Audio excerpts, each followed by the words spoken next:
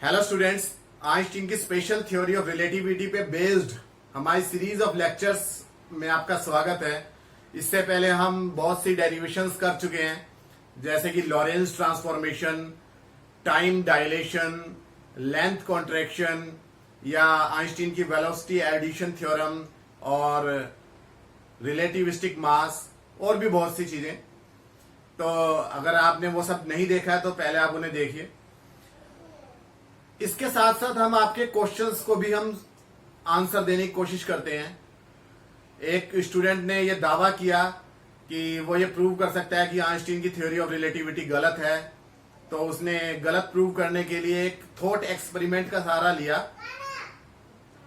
उसने एक thought experiment दिया। वो थॉट एक्सपेरिमेंट मैं आपको उसी के शब्दों में, उसी की लैंग्वेज में समझा रहा हूं और फिर मैं इसका अपना सॉल्यूशन दूंगा, जिससे प्रूव हो जाएगा कि आइंस्टीन की थ्योरी गलत नहीं है, बल्कि आपके ही कॉन्सेप्ट को समझने में कुछ मिस्टेक है।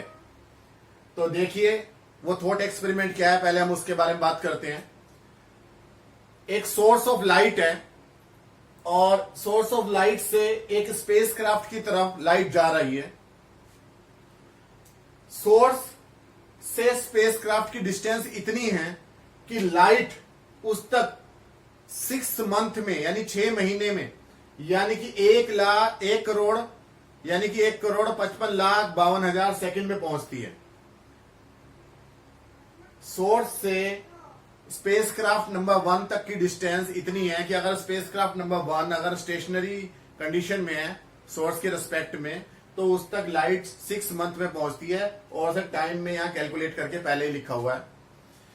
अब होता क्या है कि स्पेसक्राफ्ट खुद लाइट की डायरेक्शन में 3 × 10⁴ मीटर पर सेकंड की स्पीड से चलने लगता है। जैसे ही वहां से लाइट निकली, वैसे ही ये स्पेसक्राफ्ट 3 × 10⁴ मीटर पर सेकंड की स्पीड में राइट साइड में एक दूसरे स्पेसक्राफ्ट की तरफ चलता है, और वो जो दूसरा स्पेसक्राफ्ट है वो रेस्ट में है, 0 वेलोसिटी है उसकी। और यहां से लेकर यहां तक की डिस्टेंस इतनी है कि लाइट को स्पेसक्राफ्ट नंबर 1 से स्पेसक्राफ्ट नंबर 2 तक पहुंचने में 25 मिनट का समय लगता है, यानी कि 1555 सेकंड का समय लगता है। कुल मिला के मैंने अभी तक आपको बताया कि लाइट सोर्स से स्पेसक्राफ्ट नंबर 1 की तरफ लाइट को पहुंचने में 6 महीने का समय लगता है, और इस लाइट सोर्स से दूसरे स्पेसक्राफ्ट तक लाइट को पहुंचने में 6 महीने प्लस 25 मिनट, यानी 6 महीने 25 मिनट का कुल समय लगता है। तो आप ये देखिए, जब स्पेसक्राफ्ट यहां से चलेगा स्पेसक्राफ्ट नंबर 2 की तरफ, तो 6 महीने में जितनी देर में लाइट इस तक आ रही होगी, इतनी देर में खुद यहां तक पहुंच चुका होगा, स्पेसक्राफ्ट नंबर 2 पे पहुंच चुका होगा। और लाइट जो है स्पेसक्राफ्ट नंबर 1 और स्पेसक्राफ्ट नंबर 2 दोनों पे एक साथ पहुंचेगी।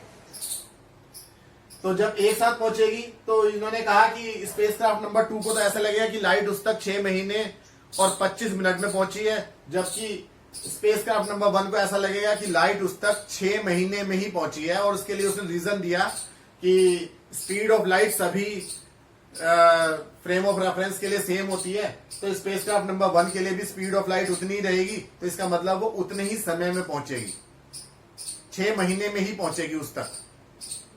आप इसे स्पेसक्राफ्ट के नजरिए से देख सकते हो, क्योंकि स्पेसक्राफ्ट के नजरिए से वो खुद रेस्ट में है और लाइट उस तक आ रही है उतनी ही डिस्टेंस से, तो उसे ऐसा लगेगा कि लाइट की स्पीड भी वही है, c 3 × 10⁸ मीटर पर सेकंड, तो वो उतने ही टाइम में पहुंचेगी।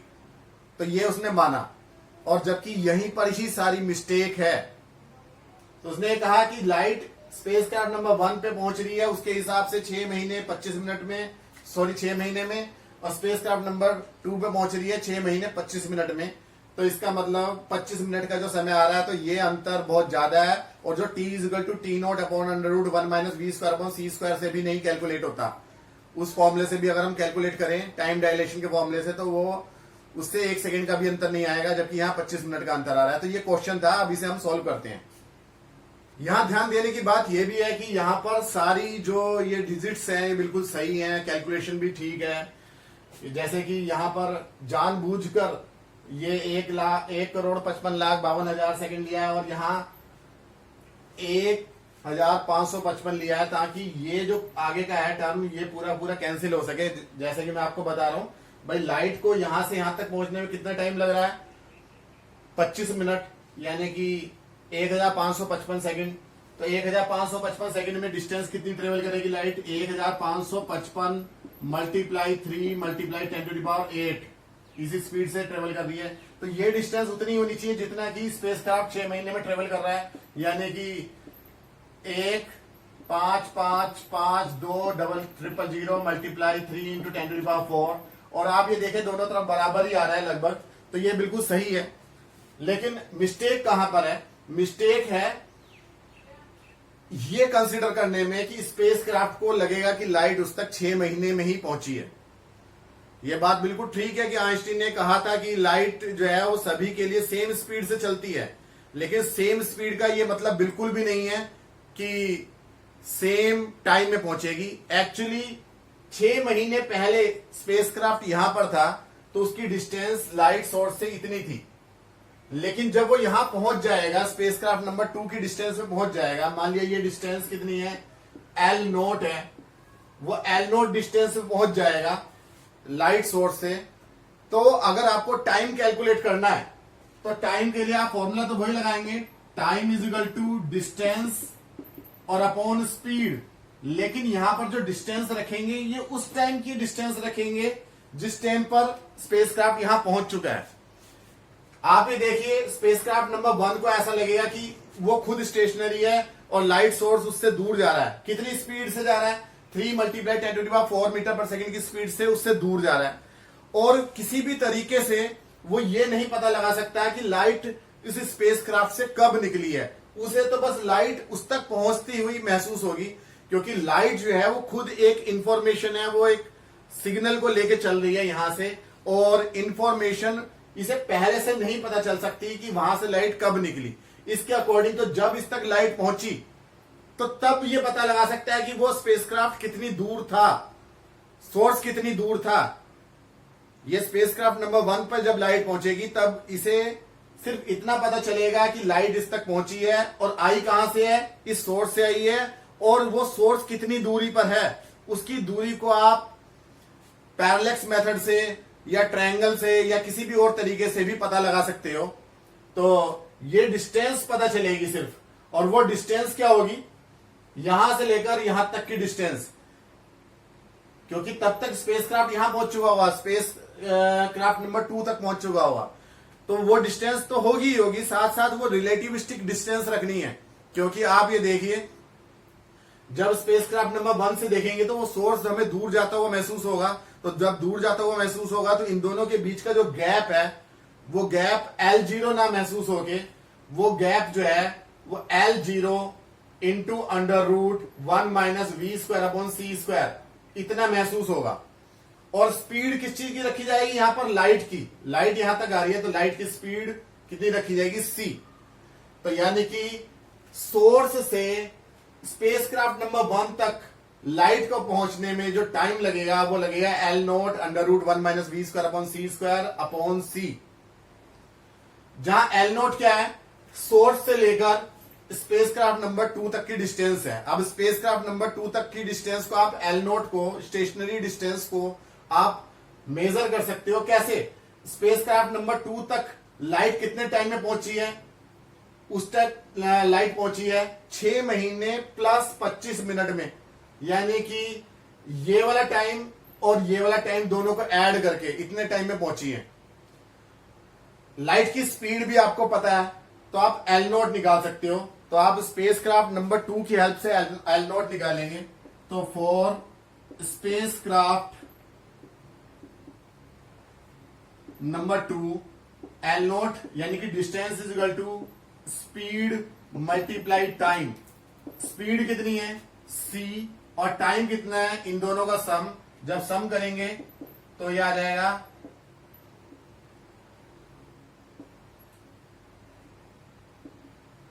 ये सेकंड में है तो इतने मीटर की डिस्टेंस आ जाएगी। ये वैल्यू L0 को आप यहां रखेंगे, putting in equation number 1।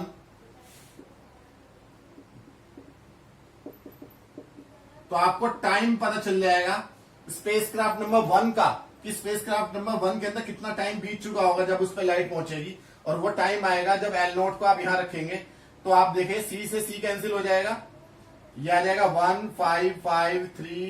1553 into under root 1 minus v square upon c square. तो ये टाइम होगा स्पेसक्राफ्ट नंबर 1 का, स्पेसक्राफ्ट नंबर 1 का। और जबकि स्पेसक्राफ्ट नंबर 2 का टाइम ये वाला है ही है भाई, 6 महीने प्लस 25 मिनट। तो टाइम फॉर स्पेसक्राफ्ट नंबर 2 वो है आपका 155355 सेकंड, ये भी सेकंड में।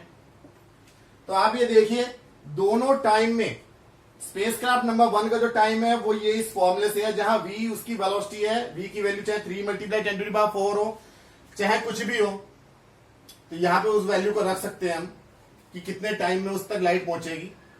और स्पेसक्राफ्ट नंबर 2 तक जो लाइट पहुंचने का टाइम है वो ये है। अब दोनों के टाइम में जो अंतर आ रहा है वो बिल्कुल सही है, वो आइंस्टीन की रिलेटिविटी थ्योरी के अनुसार जो आना चाहिए, टाइम डायलेशन के फॉर्मूले के अनुसार आना चाहिए, वही है। और टाइम डायलेशन का फॉर्मूला क्या होता है कि अगर मान लीजिए ये टाइम t है और ये टाइम मान लिया t0 है, तो t should be equal to t0 upon under root 1 minus v square upon c square. तो ये फॉर्मूला यहां अप्लाई हो रहा है या नहीं हो रहा, आप ये देखिए, ये t जो है वो t0 divided by under root 1 minus v square upon c square के इक्वल है या नहीं है। यानी कि आइंस्टीन की रिलेटिविटी थ्योरी यहां पर सेटिस्फाई हो रही है और कोई मिस्टेक नहीं है। तो कुल मिला के यहां पर किस चीज की कमी रही कॉन्सेप्ट को समझने की। आइंस्टीन ने यह जरूर कहा कि स्पीड ऑफ लाइट सभी फ्रेम ऑफ रेफरेंस के लिए सेम होगी, लेकिन उसने ये बिल्कुल भी नहीं कहा कि आप चाहे लाइट सोर्स से दूर जा रहे हो या लाइट सोर्स की तरफ जा रहे हो तो स्पीड ऑफ लाइट तो सेम होगी स्पेसक्राफ्ट से देखने पर लेकिन उस तक लाइट पहुंचने का टाइम वो सेम नहीं होगा। उसे आप कैलकुलेट करेंगे, उस टाइम की डिस्टेंस, जिस टाइम पे लाइट उस तक पहुंच रही है स्पेसक्राफ्ट तक, उस डिस्टेंस में आप स्पीड ऑफ लाइट से डिवाइड करके आप टाइम निकाल सकते हो कि कितने टाइम में लाइट उस तक पहुंची है। और यहीं पर सारा झोल था इस पूरे के पूरे कॉन्सेप्ट में। तो अगर आपकी भी कोई समस्या है तो आप हमसे पूछ सकते हैं। तो थैंक यू, बने रहिए हमारे साथ।